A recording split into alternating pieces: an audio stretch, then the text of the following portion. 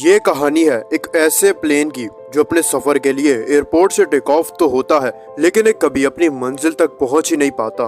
दोस्तों मैं बात कर रहा हूँ मलेशियन एयरलाइंस की फ्लाइट 370 की। फ्लाइट 370 एक स्केड्यूल फ्लाइट थी जिसने 3 मार्च 2014 को मलेशिया के कुआलालंपुर से 12:35 पर टेक ऑफ करना था और इसकी डेस्टिनेशन थी चाइना का शहर बीजिंग, जो पायलट्स के अकॉर्डिंग वो सुबह के 6:30 बजे तक पहुंच जाएंगे। लेकिन ये फ्लाइट कभी बीजिंग पहुंची ही नहीं। तो आखिर क्या हुआ इस फ्लाइट के साथ, ये कहां गायब हो गई? आज इसको गायब हुए 10 साल से ज्यादा हो चुके हैं, लेकिन इसके इस मिस्टीरियसली गायब हो जाने की वजह कोई भी नहीं जान पाया। दोस्तों ये जहाज बोइंग का 777 मॉडल था जिसमें टेक ऑफ से पहले ही इतना फ्यूल मौजूद था कि ये आराम से हवा में 7.5 घंटे गुजार सकता था, जबकि मलेशिया से बीजिंग तक का सफर सिर्फ 5 घंटे और 34 मिनट का ही था। मतलब इस जहाज में फ्यूल की कोई कमी नहीं थी। ये एयरक्राफ्ट 11 साल पुराना था।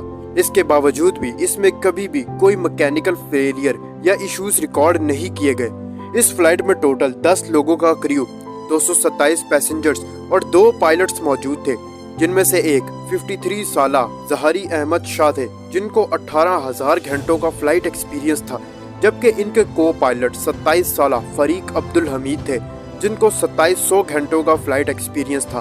कुल मिलाकर बात की जाए तो ये दोनों ही पायलट्स एक्सपीरियंस्ड पायलट्स थे।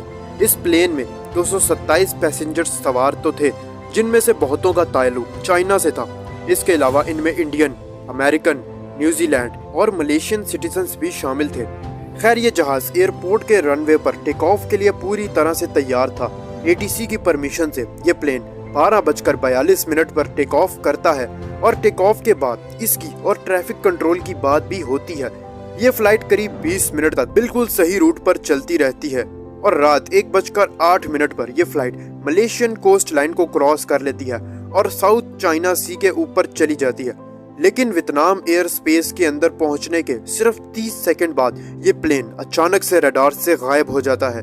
इस वक्त टाइम हो रहा था रात के 1:21।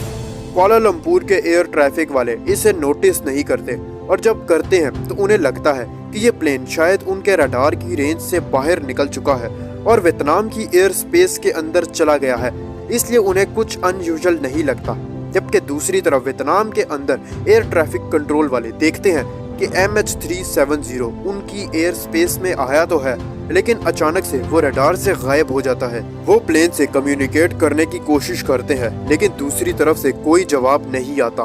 बार बार कोशिश करने के 18 मिनट बाद वियतनामी कंट्रोलर्स कुआलालंपुर के एयर ट्रैफिक को बताते हैं कि MH370 अचानक से गायब हो चुका है। टाइम गुजरता जाता है और अब सुबह के 6:32 हो जाते हैं, लेकिन ये जहाज बीजिंग नहीं पहुंचा। ये नोट करते ही फौरन से एक सर्च ऑपरेशन बुलाया जाता है। प्लेन को ढूंढने की कोशिश की जाती है। अगर आप मैप पर देखोगे तो प्लेन मलेशिया से बीजिंग जा रहा था, बीच में वियतनाम पड़ता है और साउथ चाइना सी आता है, तो ऑब्वियस सी बात है जो ये सर्च ऑपरेशन था वो इस एरिया पर प्लेन को ढूंढने की कोशिश करेगा। ये सर्च ऑपरेशन एक इंटरनेशनल एफर्ट है। 34 शिप्स और 28 एयरक्राफ्ट अलग अलग मुल्कों के इस प्लेन को ढूंढने की कोशिश करते हैं। अगली सुबह होती है लेकिन प्लेन का कोई अता पता नहीं चलता। करीब 4 दिन बाद 12 मार्च को कई रिसर्च करने के बाद खबर मिलती है कि प्लेन सिविलियन रडार से तो जरूर गायब हुआ है, लेकिन उस रात एक मिलिट्री रडार ने इस प्लेन को स्पॉट किया था। और हैरानी की बात यह है कि इस मिलिट्री रडार के अकॉर्डिंग ये प्लेन आखिरी बार देखा गया था रात के 2:22 पर और इसकी लोकेशन साउथ चाइना सी में नहीं बल्कि अंडमान एंड निकोबार आइलैंड्स के पास थी, जो मलेशिया के वेस्ट पे स्ट्रेट ऑफ मलाक्का में मौजूद थी। और इस मिलिट्री रडार की रीडिंग्स के अकॉर्डिंग ये प्लेन एक्चुअली में इन्हीं आइलैंड्स के ऊपर से जा रहा था, बीजिंग से ठीक उल्टी तरफ। दूसरी तरफ इस खबर को सुनकर हर कोई हैरान रह जाता है। ये प्लेन गायब हुआ तो हुआ कहाँ? लेकिन अगले कुछ दिनों में रिसर्चर्स को नए सबूत मिलते हैं इस प्लेन के सैटेलाइट डाटा के जरिए। जब ये प्लेन आसमान में उड़ रहा था तो इसने एक सैटेलाइट से कनेक्शन करने की कोशिश की थी और रिसर्चर्स ने इसी कनेक्शन के जरिए प्लेन की लोकेशन पता की और ये चार्ट बनाया। इस चार्ट के अकॉर्डिंग प्लेन इस सर्कल के किसी भी पॉइंट में हो सकता है। ये जो सर्कल्स आप देख रहे हैं ये वो सर्कल और टाइम है जिस पर इस प्लेन ने सैटेलाइट से कनेक्ट करने की कोशिश की थी और जैसा कि आप देख सकते हो इस प्लेन ने 7 बार सैटेलाइट से कांटेक्ट किया और इसमें से जो आखिरी सर्कल है, जो 7th सर्कल है, वो लेटेस्ट टाइम बताता है जब आखिरी बार प्लेन ने इससे कांटेक्ट किया था। और अगर इस सर्कल का डायामीटर निकाला जाए तो ये सर्कल इतना बड़ा बनता है। इसके बाद रिसर्चर्स ने कई और कैलकुलेशंस की जिससे उन्हें ये पता चला कि प्लेन सर्कल के इस शेडेड एरिया में हो सकता है। ओशन का ये एरिया एक ऐसी जगह पर है जिसके बारे में हमें कुछ ज्यादा नहीं पता क्योंकि इस जगह पर बहुत कम रिसर्च होती है। अप्रैल 2014 तक जो ओशन के ऊपर के सर्च ऑपरेशंस चल रहे थे उन्हें बंद कर दिया जाता है क्योंकि अगर प्लेन क्रैश हुआ भी होगा तो वो समंदर के ऊपर फ्लोट नहीं कर रहा होगा। इसके बाद स्टार्ट हुआ दुनिया का सबसे बड़ा और सबसे डीप सी सर्च ऑपरेशन। हफ्ते, महीने, यहाँ तक के साल गुजर गए लेकिन ना ही जहाज मिला और ना ही उसका मलबा।